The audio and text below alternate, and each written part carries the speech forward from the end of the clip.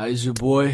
Masyado nang malamig dito kaya magpapainit na ako. Sinang ko nang tapusin to katulad ng pagtapos ko sa nalikha kong katha. 24 na dura, di ko man nakalain na malalim na pala akong huminga.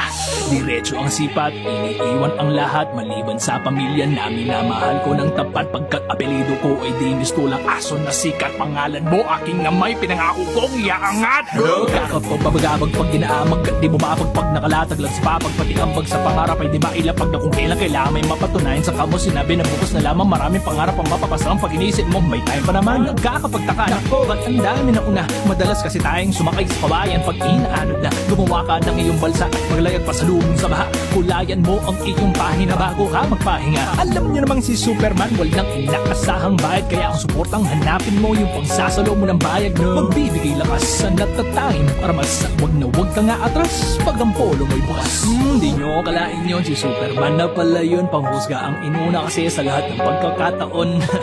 Palibasa pag wala pang pakinabang sa respeto, wag umasa dahil babalorin ka lamang no. Totoo na dapat may mapatunayan sa murang edad. Gusto na makabilang sa takaw eksena ng kalalakihan. Makabingit na nipak na kayamanan sa bukid ng kusa maraming dalaga na nais kong makita na katihaya. Sumisid at tumahong na mag-isa dami nga ng isda di naman masaya. Tagong-tagumpay di ko na masilayan pa. Kaya umamin kay Bathala na ako'y nabahala na. At nung ka napagtanto na kahit naman nang gawin mo di ka makukontento kundi nagsimula sa puso mo. Tinabi nga aking inggit, di na pinili pa pag iba makulit. Di na rin nasan na sumikat para lang may masabi na may nakamit. Sa pamilya na ako nakatuon, pag may kita sa kanila na yun, maging ehemplo o modelo para sa inyo, sa akin ay sapat na yun. Di ba ang hanap nyo? Sorry kung binawasan ko, nais ko lang maintindihan nyo ng maayos to. Eto ang punto kung ba't pinasukan ko tong linyang to. Ang mensahe at aking buhay ibabahagi ko. Planuhin mong maganda, wag na wag magdududa. Pangarap ay abutin at wag umasa sa iba. Dahil darating ang araw at wala ng bukas pa. Di mo na masasabing bukas sisimulan ko na.